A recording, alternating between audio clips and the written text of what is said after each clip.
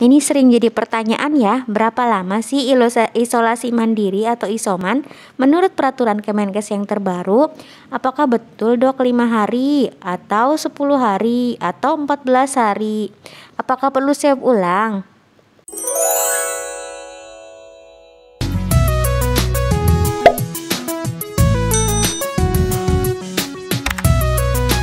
Kembali di channel Dokter Puskesmas. Kali ini saya akan sharing tentang kriteria isolasi mandiri.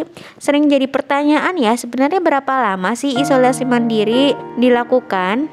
Jadi kan isolasi itu sebenarnya salah satu tindakan ya untuk mengendalikan infeksi. Jadi untuk mencegah menyebarnya penyakit menular dari satu orang kepada orang yang lain. Jadi memisahkan yang sakit dengan yang sehat.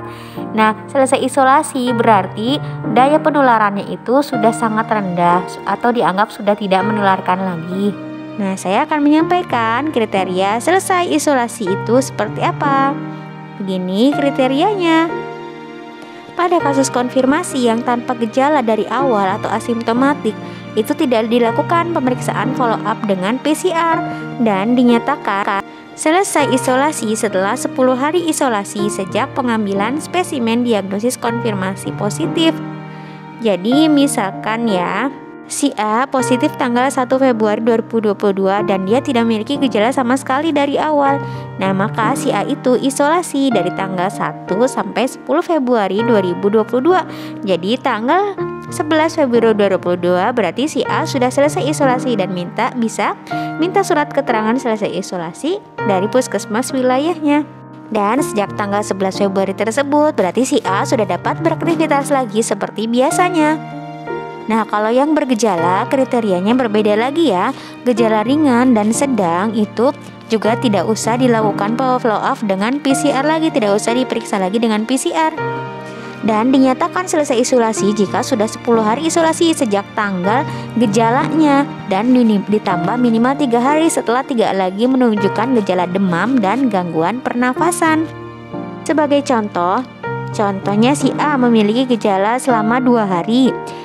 Gejala demam dan saluran pernafasannya. Nah, dia itu selesai isolasi setelah 10 hari dan ditambah dengan 3 hari, berarti 13 hari ya dari tanggal pertama kali muncul gejala.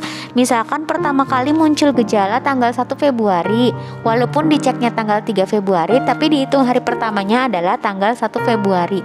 Nah, berarti dia selesai isolasi 13 hari ya, berarti sampai tanggal 13. Nah, tanggal 14-nya dia sudah dapat beraktivitas seperti biasa lagi. Nah, kalau misalkan kasusnya seperti si B gejala demam dan saluran pernafasannya sampai 14 hari. Nah, berarti dia selesai isolasinya sudah 14 hari kan. Nah, ditambah 3 hari bebas gejala menjadi 17 hari masa isolasi setelah tanggal pertama kali onset gejala. Misalkan mulai gejala demamnya itu tanggal 1 Februari ya sama. Nah, dia demam dan gangguan saluran pernafasan sampai tanggal 14. Nah, maka dia isolasinya sampai dengan 14 tambah 3 17 ya. Jadi sampai tanggal 17 Februari dia masih isolasi. Nah, tanggal 18 Februari dia sudah dapat beraktivitas seperti biasa lagi. Nah, kalau untuk kasus konfirmasi dengan gejala berat atau sampai kritis yang dirawat di rumah sakit, selesai isolasinya di follow up dengan PCR 1 kali negatif dan ditambah minimal 3 hari setelah tidak lagi menunjukkan gejala demam dan gangguan pernafasan. Nah, pada saat keadaan follow up PCR tidak dapat dilakukan karena keterbatasan alat dan lain-lain, maka kriterianya sama seperti tadi ya, gejala ringan dan sedang, yaitu 10 hari sejak onset mulainya gejala ditambah 3 hari setelah tidak lagi menunjukkan gejala demam dan saluran pernafasan. Nah, maka dapat dinyatakan selesai isolasi dan bisa dirawat di non isolasi atau bisa dipulangkan.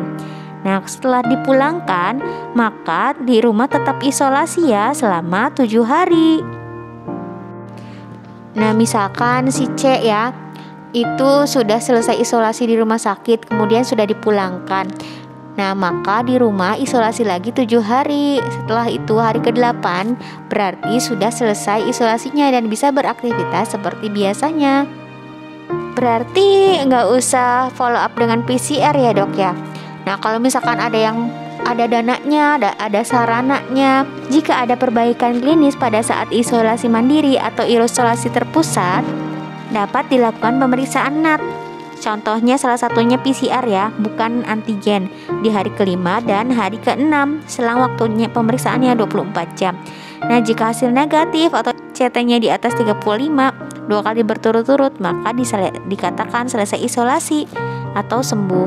Misalkan si D ya, dia bergejala misalkan dari tanggal 1 Februari. Nah, tanggal 5 Februari sudah ada perbaikan klinisnya. Atau si E misalkan dari awal tidak bergejala, maka di hari kelima dan hari ke-6 bisa cek PCR. PCR ya, ini NAT atau NAT lain, bukan antigen. Jika 2 kali negatif, dapat dikatakan selesai isolasi. Jika tidak dilakukan pemeriksaan follow up PCR, maka kriterianya sama seperti yang sudah disebutkan tadi sebelumnya. Nah, yang saya sampaikan ini sesuai dengan keputusan Menteri Kesehatan tentang manajemen klinis tata laksana COVID tanggal 11 Februari 2022. Namun, pada tanggal 22 Februari 2022 ada pengumuman baru dari pemerintah bahwa sejak tanggal 22 Februari malam jam 23.59 untuk exit tes PCR itu hanya dilakukan 1 kali, yaitu H+5, berarti hari ke-6 ya. Nah, jika hasil negatif, maka isolasi dapat selesai dilakukan. Namun ini tidak wajib ya, kalau misalkan tidak dilakukan tes pada H+5 sampai H+10, maka masa isolasinya sama seperti kriteria yang sudah disebutkan sebelumnya. Dan otomatis di peduli lindungnya juga sudah berubah menjadi hijau, tidak hitam lagi, walaupun tidak diulang tes PCR-nya. Pada orang yang tanpa gejala atau sudah ada perbaikan klinis, kemudian ada fasilitasnya, ada sumber dayanya, dan memang benar-benar diperlukan misalkan untuk bekerja atau lain-lainnya, bisa PCR hari ke-6 ini. PCR ya, bukan antigen. Jika negatif pada hari ke-6 ini, maka dianggap sudah tidak menularkan lagi dan sudah selesai isolasinya. Namun jika masih positif, kriterianya sama dengan yang sudah disebutkan sebelumnya. Kalau yang tidak bergejala berarti sampai 10 hari isolasinya, jadi hari ke-11 sudah selesai. Jika bergejala tergantung dari gejalanya sampai hari keberapa. Nanti penentuan masa isolasinya seperti yang sudah dijelaskan tadi ya. Semoga yang sedang sakit, sedang isolasi cepat sembuh ya, kembali pulih lagi. Dan semoga pandemi COVID-19 ini segera berakhir. Semoga bermanfaat. Sampai jumpa di video-video selanjutnya.